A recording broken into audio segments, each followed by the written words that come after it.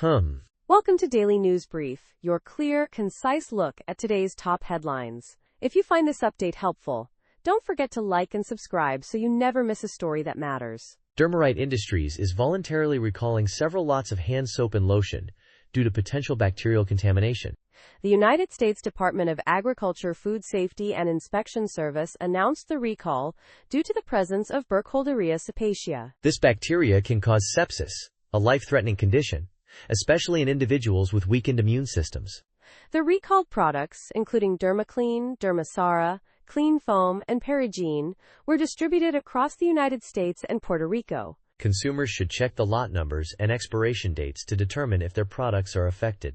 While Dermarite has not received reports of illnesses related to this recall, adverse reactions should be reported to the Food and Drug Administration. Burkholderia cepacia is typically found in soil and water and presents minimal risk to healthy individuals. However, for immunocompromised individuals, the bacteria can lead to severe infections, including sepsis. Symptoms of a Burkholderia cepacia infection range from none to serious respiratory problems, particularly in those with cystic fibrosis or chronic lung disease. Early signs of infection may include fever and fatigue.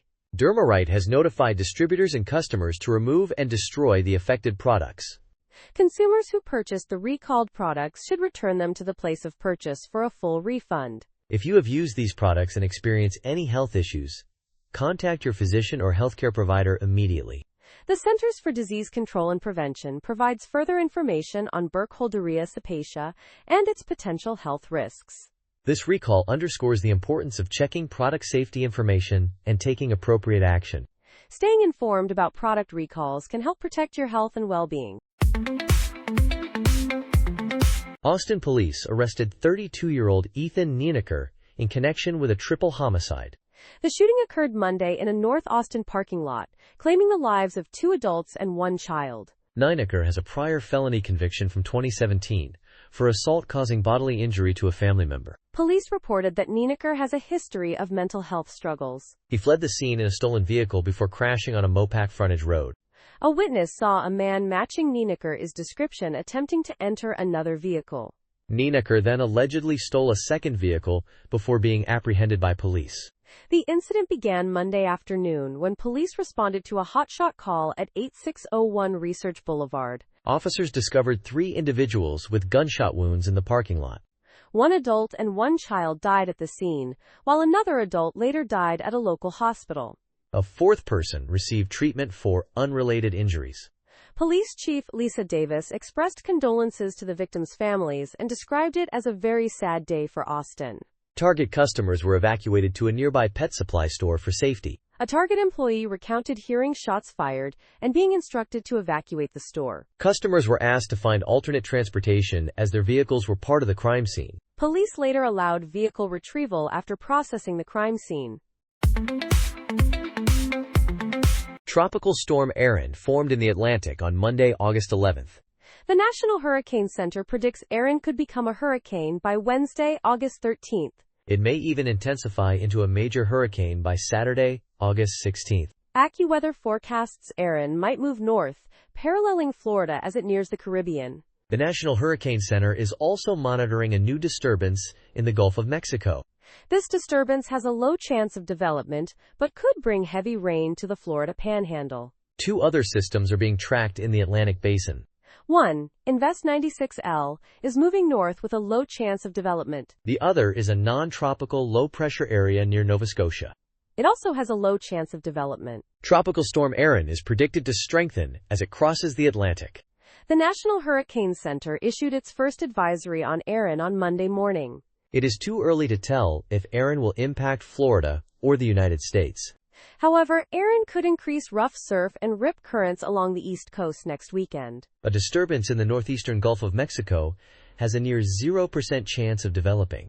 However, it could produce flash flooding along the Florida Panhandle. The Atlantic hurricane season runs from June 1st to November 30th. The peak of hurricane season is September 10th. In Aceh, Indonesia, an Islamic court sentenced 2 men to 80 public canings each for hugging and kissing in a public bathroom. The Sharia District Court in Banda Aceh held a closed-door trial and only opened it to the public for the verdict. The 2 men, aged 20 and 21, were arrested in April after being reported to police by residents. Police entered the bathroom and found the men kissing and hugging, which the court considered a sexual act. The lead judge stated that the two college students were proven to have violated Islamic law. Prosecutors initially requested 85 strokes of the cane for each man. However, the judges gave a lighter sentence due to the men being outstanding students who cooperated with authorities. The judges also reduced the sentence by 4 lashes to account for their 4 months of detainment. The prosecutor, Alfian, expressed dissatisfaction with the lighter sentence but will not appeal. Aceh is the only Indonesian province permitted to observe Islamic law, allowing up to 100 lashes for moral offenses. These offenses include gay sex, adultery, gambling, drinking, and women wearing tight clothes. The law also punishes men who do not attend Friday prayers. Aceh gained the right to implement this law in 2006 as part of a peace agreement. The law was expanded in 2015 to include non-Muslims, who make up about 1% of the population. Human rights groups have criticized this law for violating international treaties signed by Indonesia. This verdict marks the 5th time Aceh has sentenced people to public caning for homosexuality since the law was implemented. A man who was caught vaping in an airplane bathroom and subsequently had his video go viral has recently spoken out. The video, which circulated widely on social media platforms, showed the man exhaling vapor in the confined space. He appears to be unaware that he is being recorded.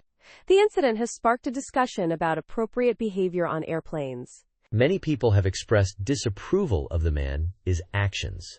They cite concerns about the potential health risks of secondhand vapor. Others have pointed out the fire hazard that vaping can pose in such a setting. Airlines generally prohibit the use of electronic cigarettes on board their flights. The man in the video has not been publicly identified. He has, however, issued a statement expressing remorse for his behavior. He claims he was unaware of the strict regulations against vaping on airplanes.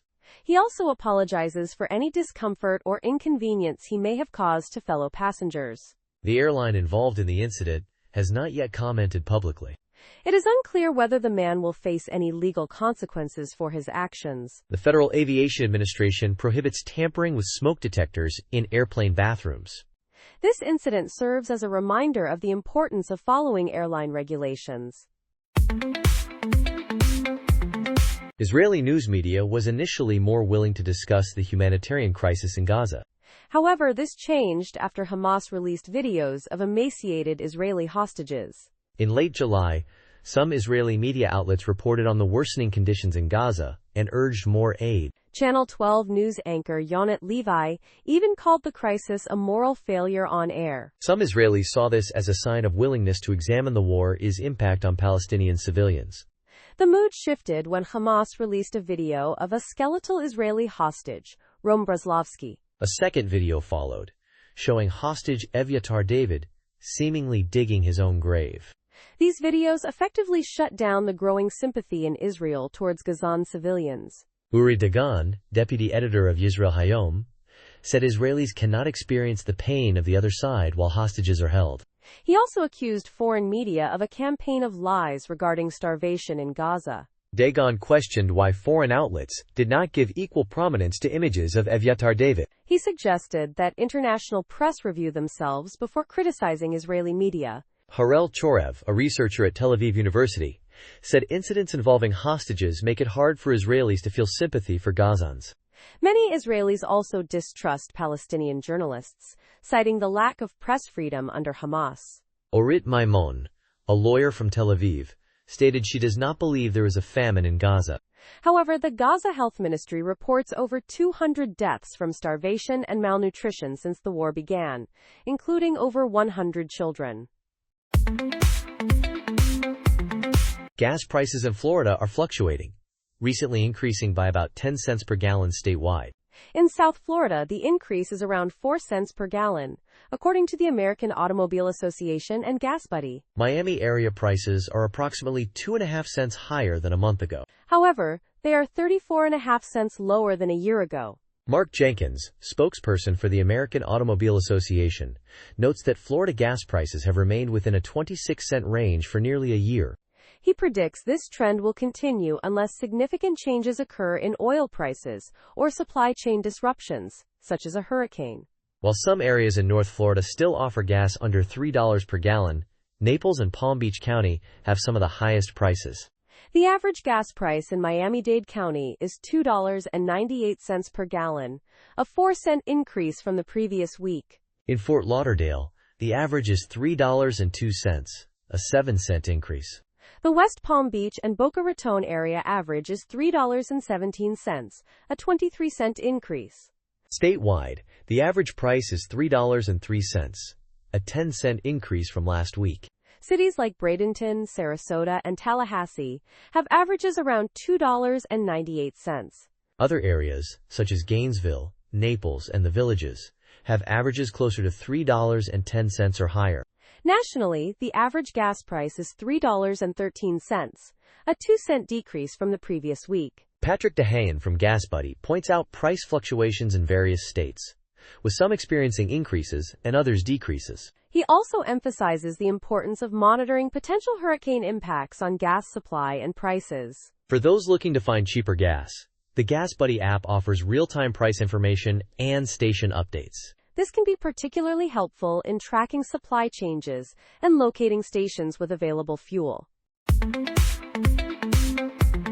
The Mendenhall Glacier ice dam is releasing water, causing flood concerns for Juneau. Officials urge evacuations, predicting record-breaking floods. Flooding from this basin has caused significant damage, including lost homes.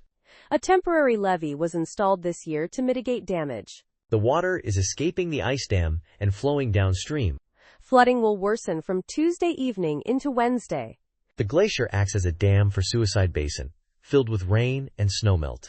The basin formed due to a smaller glacier's retreat. Basin water flows under or around the glacier into the lake and river. Basin water rose rapidly before overtopping, up to 4 feet per day. Glacier outburst flooding has affected Juneau since 2011. 2023 and 2024 saw record flooding, cresting at almost 16 feet. This year, the river is predicted to crest between 16.3 and 16.8 feet. Nearly 300 residences were damaged last year. President Trump nominated economist E.J. Antoni to lead the Bureau of Labor Statistics. Mr. Antoni suggested suspending the Bureau's monthly jobs report, citing concerns about data reliability. He believes the data is frequently overstated and makes economic planning difficult. Mr. Antoni prefers publishing the more accurate quarterly data instead. This follows President Trump's dismissal of the previous commissioner, Erica McIntyre. President Trump accused Ms. McIntyre of manipulating the July jobs report for political gain. White House Press Secretary Caroline Leavitt addressed these concerns during a press briefing. She acknowledged the need for trustworthy data from the Bureau of Labor Statistics. Ms. Leavitt stated the president wants to ensure data accuracy and public trust. She mentioned the significant revisions made to the jobs data. Social media users pointed out that revisions to jobs data are common practice. However, the July report marked the largest 2-month downward revision since 1968. The jobs report relies on voluntary surveys from households and businesses. The Bureau of Labor Statistics releases initial reports promptly, but data accuracy improves over time. This process leads to later revisions of the initial figures. The Bureau has been releasing employment data in some form since 1915. In 1997, Nasiruddin disappeared into an ice cave. His body was remarkably preserved and discovered decades later. This brought closure to his family, who had searched for him. The shepherd was astonished by the state of preservation. Nasiruddin had been mummified in the glacial ice. Pakistan has many glaciers, and many are shrinking due to climate change. Decreased snowfall contributes to this glacial melt. This melting ice revealed Nasiruddin, ending the family's search. Glaciers act as time capsules, preserving bodies. Scientists use ice cores to study past climates. One famous glacial discovery is Otzi, the Iceman. Otzi provided insight into Neolithic life. Glacial preservation is not as effective as cryogenic freezing. Frozen bodies show some decomposition. Nasiruddin's story is shared by other explorers lost in ice. As glaciers melt, more secrets are likely to be uncovered. Lithium stocks rose sharply early Monday after the world's largest electric vehicle battery maker closed its lithium mine in China. This closure caused lithium prices to increase significantly. The rise in lithium company stocks followed contemporary Amperex Technology closing one of its most important mines. This mine, located in China, is also one of the world's largest. The company stated that the Jiangxiawo mine, the largest in China is Yinchuan Lithium Hub, will be closed for 3 months. During this time, the company will seek to renew its license, according to Bloomberg. Contemporary Amperex Technology is the largest electric vehicle battery manufacturer globally, holding over 1/3 of the market. Shares of Albemarle and Sociedad Química y Minera, the two largest lithium producers globally, increased. These shares were up more than 11% and 9%, respectively, in early trading. Other major lithium miners and processors, Lithium Americas and Sigma Lithium, also saw increases. Their shares were up over 8% and 16%, respectively. The price of spot lithium increased by almost 4% on Monday. Lithium prices have climbed over 15% in the past month. Elon Musk's Tesla is one of contemporary Amperex Technology's biggest customers, per a report from the Shanghai Metals Market. Tesla stock rose 2% early Monday morning. In January, the United States Department of Defense added contemporary Amperex Technology to a list of companies it says are linked to the Chinese military. President Donald Trump recently reiterated his support for Senator Lindsey Graham of South Carolina during the state Republican Party gala. This endorsement, delivered via phone call, was met with strong disapproval from some members of the Make America Great Again movement.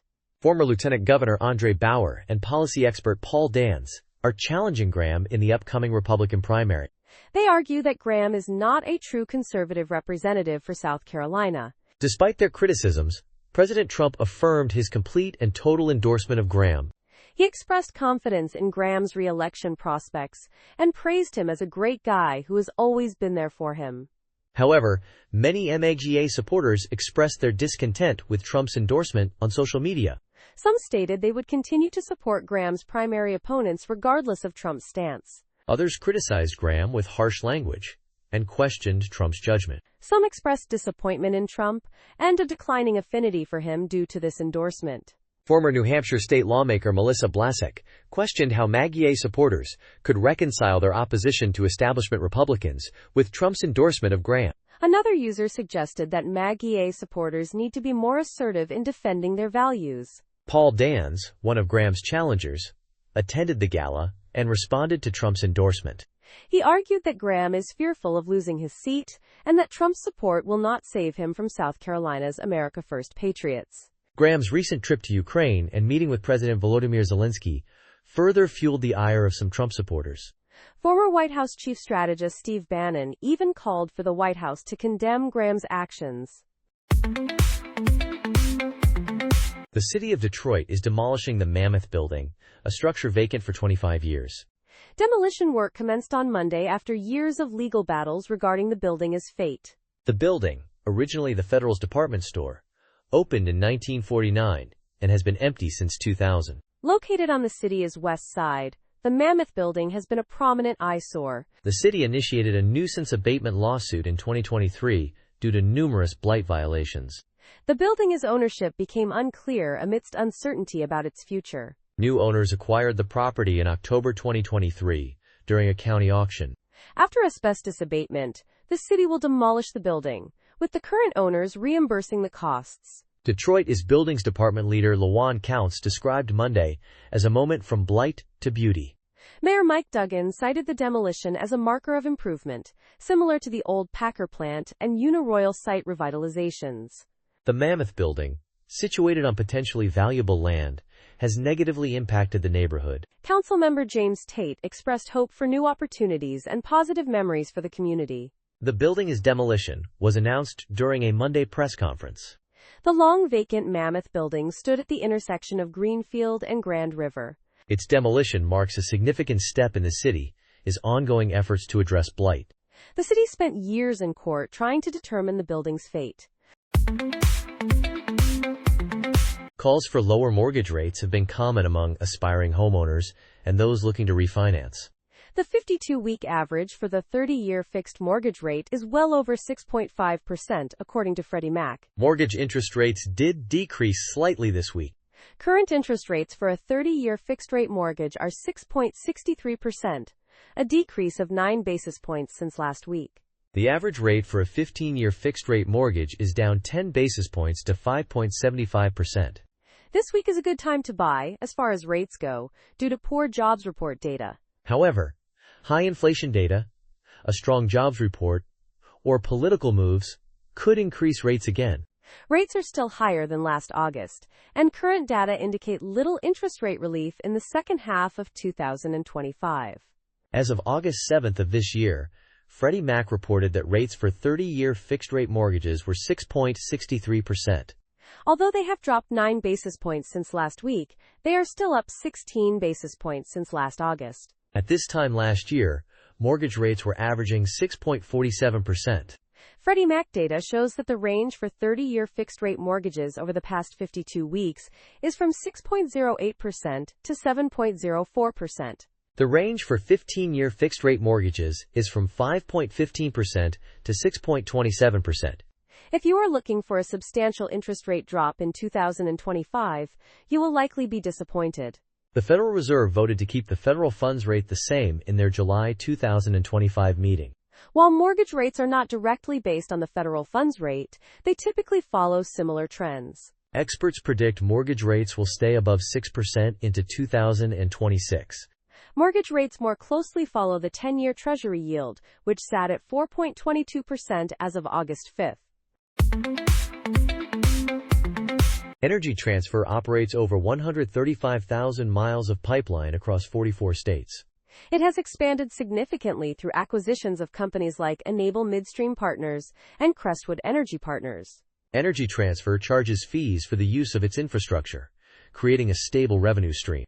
This business model is largely unaffected by fluctuating oil and gas prices. This makes it an attractive option for investors seeking exposure to the energy sector without the inherent volatility.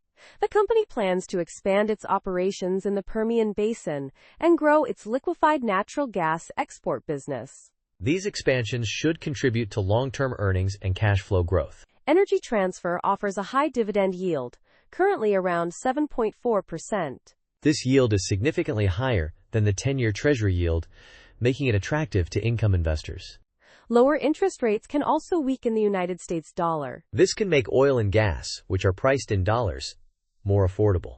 Increased demand for these commodities could benefit Energy Transfer's customers. This in turn could create positive momentum for Energy Transfer. Over the past 5 years, Energy Transfer has outperformed the Standard & Poor's 500 index. It has delivered a total return of 291%, including reinvested distributions. Despite these gains, it is still considered a good long-term investment. Energy Transfer returns most of its cash flow to investors through substantial distributions. Thanks for staying informed. See you in the next episode. 22-year-old Laura Mueller from England was diagnosed with Hodgkin lymphoma, a blood cancer, in June. Before the diagnosis, doctors attributed her tiredness to anemia and her back pain to her new office job. Mueller initially experienced symptoms like a sore neck and back during a chest infection in December 2024. She considered herself fit and healthy, so she tried increasing her coffee intake and taking vitamin supplements. After a blood test, doctors dismissed her fatigue as anemia and linked her back pain to prolonged sitting at work. Mueller felt unheard and knew something was seriously wrong as her condition worsened. She coughed up blood following another chest infection in March and underwent an emergency X-ray and CT scan.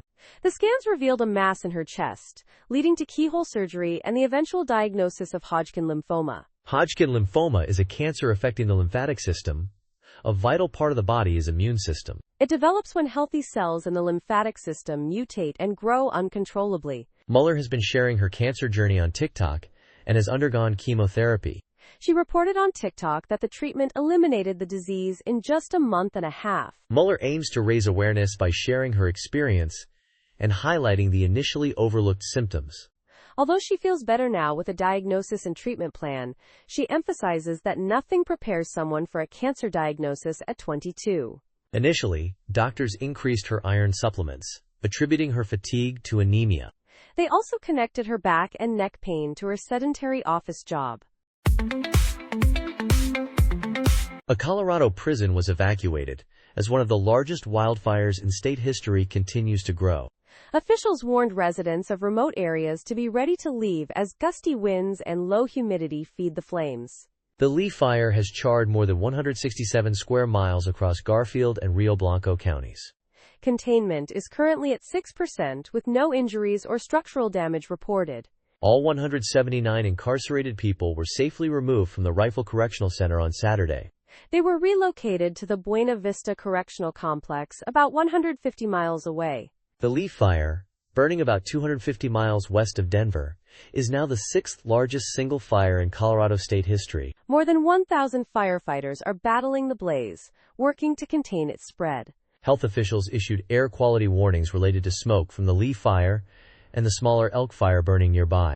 The Elk Fire is currently estimated at 23 square miles. In Southern California, crews reached 62% containment on the 8-square-mile Canyon Fire. This fire forced evacuations and destroyed 7 structures after breaking out on Thursday. 3 firefighters have been injured battling the Canyon Fire, including one battalion chief who was seriously hurt. Meanwhile, the Gifford Fire, California's largest blaze so far this year, has burned at least 180 square miles. The Gifford Fire is currently 21% contained as of Sunday. It has affected Santa Barbara and San Luis Obispo counties since starting on August 1st. The Myrtle Beach area has experienced over 3 times its normal rainfall due to unusual weather patterns. Meteorologist Jordan Baker reported that the National Weather Service recorded 3.89 inches of rain in the past week, compared to the typical 1.25 inches. Over the past 2 weeks, North Myrtle Beach has received 6.88 inches of precipitation, significantly exceeding the normal 2.42 inches. This excessive rain is caused by a clash between an inland high-pressure cold front and the warm, humid air over the ocean. The collision of these air masses creates conditions conducive to daily showers and thunderstorms. Unlike typical summer storms, these weather systems linger over the Grand Strand, resulting in persistent overcast conditions. This pattern is affecting the entire coastal Carolina region, according to Baker. Due to the saturated ground, a flash flood watch is in effect until 8 p.m. on August 11th. Slow-moving, isolated storms are anticipated for Monday afternoon and could lead to localized flooding. These storms differ from the heavy rainfall in June, which was caused by a low-pressure trough and colder air higher in the atmosphere. Normal August weather is expected to return later this week. Hurricane Erin, currently off the African coast, is predicted to cause rip currents over the weekend. Despite the rain, local businesses like Sharkwake Park have not seen a decrease in activity. However, indoor establishments like 810 Billiards experienced increased traffic over the weekend, likely due to the weather. If you find yourself stuck indoors, consider exploring some of the many indoor activities available in the Myrtle Beach area. There are plenty of options to keep you entertained and avoid boredom during periods of rain. Governor Gavin Newsom and Texas Governor Greg Abbott have been engaged in a dispute concerning redistricting. Texas is proposing redistricting that could eliminate 5 Democratic seats, potentially giving Republicans a significant advantage in the 2026 midterm elections. In response, Governor Newsom has suggested creating a new redistricting map in California that could eliminate Republican seats. Governor Newsom is anticipated to unveil his own congressional map next week and has initiated steps for public approval through a referendum this November. On Monday, Governor Newsom addressed a letter to Donald Trump regarding this issue. The letter stated, "If you will not stand down, I will be forced to lead an effort to redraw the maps in California to offset the rigging of maps in red states." He further asserted that this attempt to manipulate congressional maps before the 2026 election is an affront to American democracy. Governor Newsom's press office also issued a tweet mimicking Donald Trump's communication style. The tweet, written in all capital letters, urged Donald Trump to respond to Governor Newsom's letter within 24 hours. It warned of a significant press conference with a major announcement if Trump did not comply. The tweet concluded with, "Thank you for your attention to this matter," a phrase frequently used by Donald Trump. This tweet effectively mirrored Trump's typical online rhetoric, including his use of all capital letters. The press office's approach has been perceived as both entertaining and a strategic way to communicate with Trump. Some observers have commented on the unusual dynamic of Governor Newsom adopting a similar style to Trump. This tactic has generated considerable discussion and interest online. The situation continues to unfold with potential implications for the upcoming elections. President Trump secured significant funding for Homeland Security. This funding increase is primarily intended for border security. The Department of Homeland Security is using this money to expand operations. These operations include detaining people, fulfilling President Trump's promise. This influx of money has raised concerns in Congress, with lawmakers demanding oversight. The bill outlined general funding categories, but lacked specific policy directives. In addition to the new funding, the Trump administration has reallocated around $1 billion from other agencies. Senator Chris Murphy criticized Homeland Security for its spending practices. Homeland Security Secretary Kristi Noem defended the department's budget management. Senator Murphy expressed concerns that ICE is spending at an unsustainable rate. Republican lawmakers have also requested a briefing from Secretary Noem on the border security aspects. They seek to understand how the Department of Homeland Security will use this funding to enhance national security. Homeland Security confirmed that it is exploring various options to increase detention capacity. This shift in immigration policy allows Homeland Security to conduct operations far beyond the southern border. Chevrolet is reintroducing its most affordable electric car, the Bolt, with significant upgrades.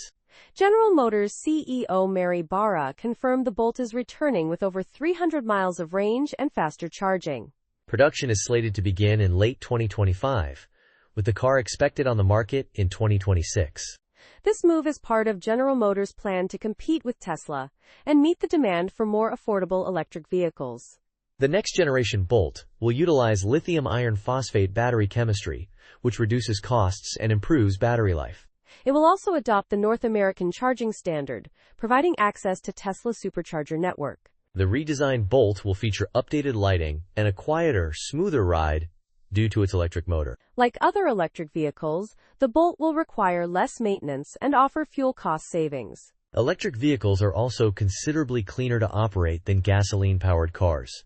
A study by Massachusetts Institute of Technology found that gas-powered cars produce significantly more planet-warming pollution. While some criticize the environmental impact of mining for electric vehicle battery materials, the overall impact is less than that of fossil fuel extraction. The clean energy transition requires significantly less mineral extraction than current dirty energy production. Furthermore, battery materials can be reused or recycled, unlike burned fossil fuels. Using home solar panels can further reduce electric vehicle charging costs. As more automakers introduce electric vehicle options, they will become increasingly affordable and practical. Switching to an electric vehicle can benefit both the environment and your finances. Emma Grede, a successful entrepreneur, has built billion-dollar brands and sits on the board for the Obama Foundation. She is also known for her partnership with tennis champion Coco Gauff on a mentorship campaign with United Parcel Service. While she excels at business and mentoring, Grede admits she needed guidance regarding artificial intelligence. This guidance came from fellow Shark Tank investor Mark Cuban. Grede is the founding partner of Kim Kardashian's shapewear company Skims and chief executive officer of denim brand Good American. Her Good American denim line achieved $1 million in sales on its first day. This made it the biggest denim launch in apparel history. Grede is also the first black female investor on Shark Tank. In a new United Parcel Service campaign, Grede mentors creators of emerging female-led brands.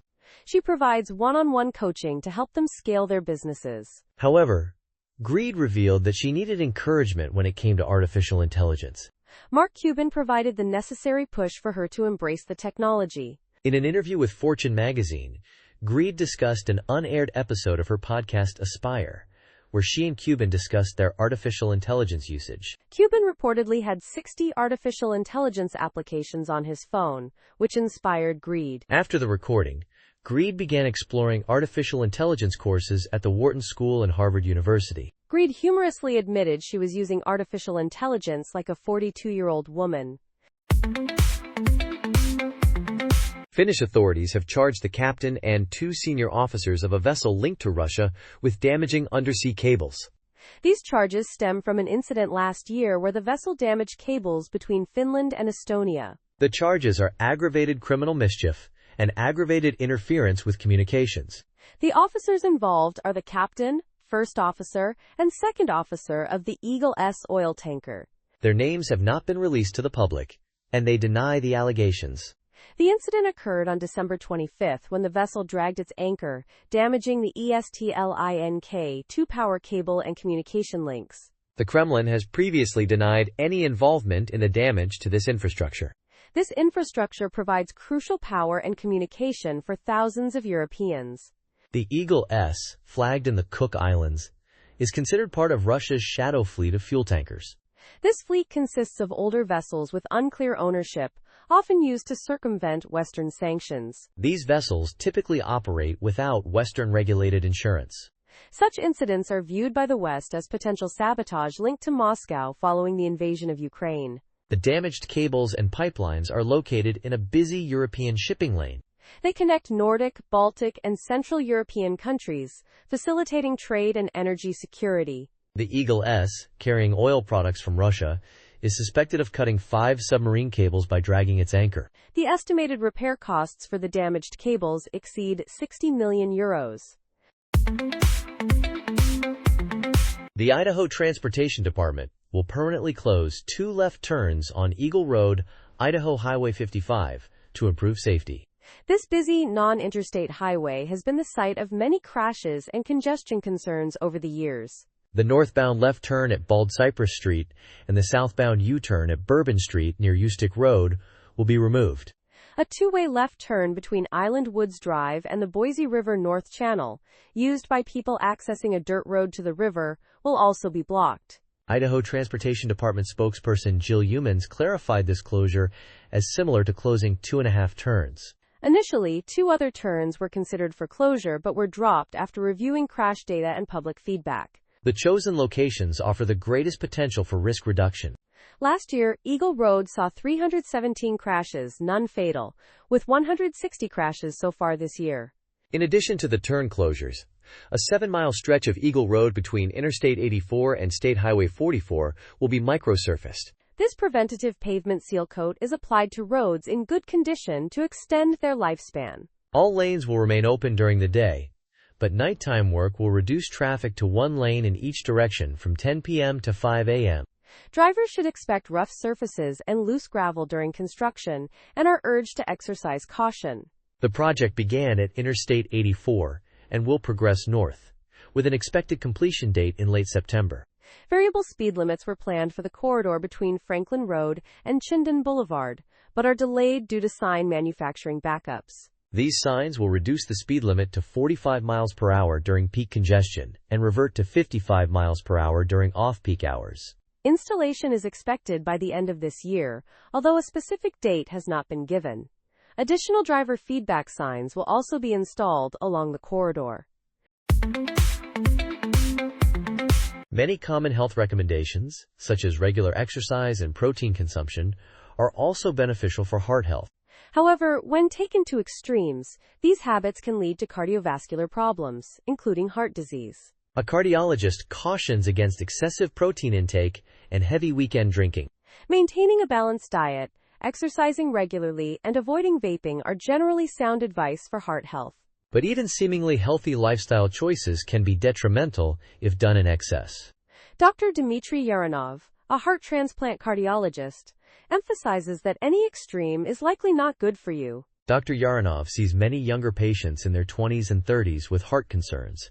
Some of these patients have few risk factors but experience chest pain or arrhythmias.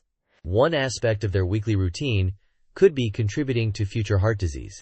Dr. Yaronov points out that looking fit does not necessarily equate to being healthy. He identifies common habits that may seem beneficial but can contribute to heart problems later in life. While protein is generally good for health, excessive consumption, especially of high cholesterol protein like red meat, can cause inflammation. This inflammation increases the risk of heart disease. Consuming far more protein than the daily recommended amount can overwork the kidneys and lead to inflammation. Ultra-processed protein supplements, such as protein powder, can also negatively impact cardiovascular health. Dr. Yaronov recommends the Blue Zones and Mediterranean diets, which include heart-healthy protein sources and anti-inflammatory foods. The White House has announced a plan to address crime and homelessness in Washington District of Columbia. This plan was announced on August 12 by White House Press Secretary Caroline Leavitt. The initiative aims to reduce both crime rates and the number of individuals experiencing homelessness. Details of the plan suggest potential fines or even jail time for individuals found to be homeless. This approach has sparked debate regarding its effectiveness and potential impact on vulnerable populations. Critics argue that such measures could criminalize homelessness rather than address its root causes. The White House maintains that this is a necessary step to improve public safety and order. Further information regarding the specifics of the plan and its implementation is yet to be released. Advocates for the homeless are concerned about the potential for increased hardship. They emphasize the need for solutions that prioritize housing and support services. The plan is likely to face further scrutiny as details become available. Public reaction to the announcement has been varied, ranging from support to strong opposition. The long-term effects of this policy remain to be seen.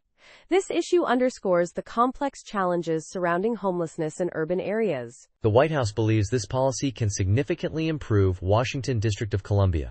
It is important to note that the plan is still in its early stages and may be subject to change.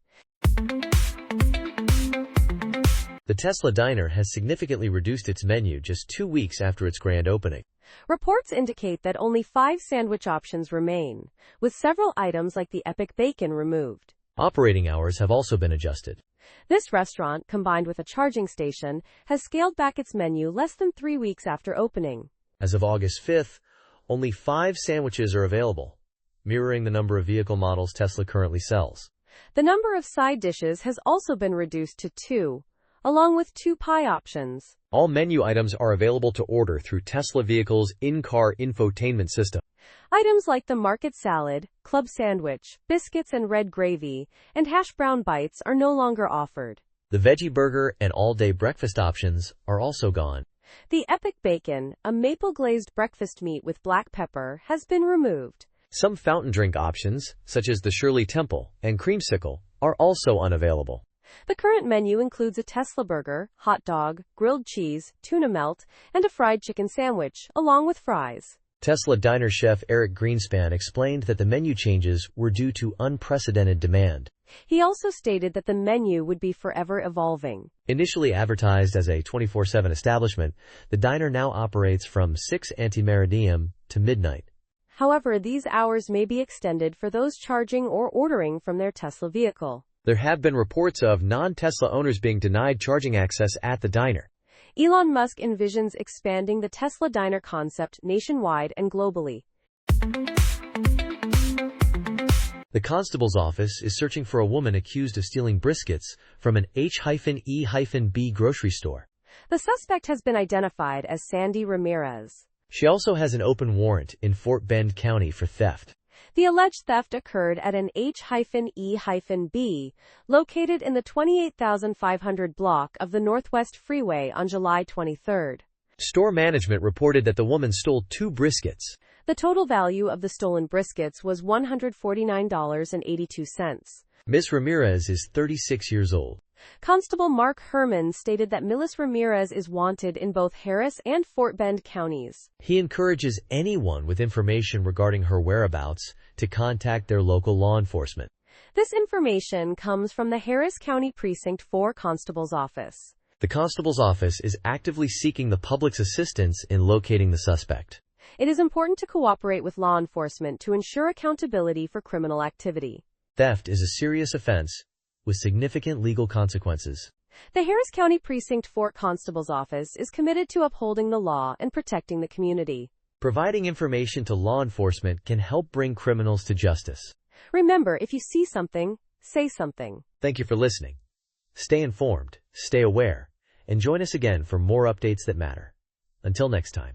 Thanks for staying informed. See you in the next episode.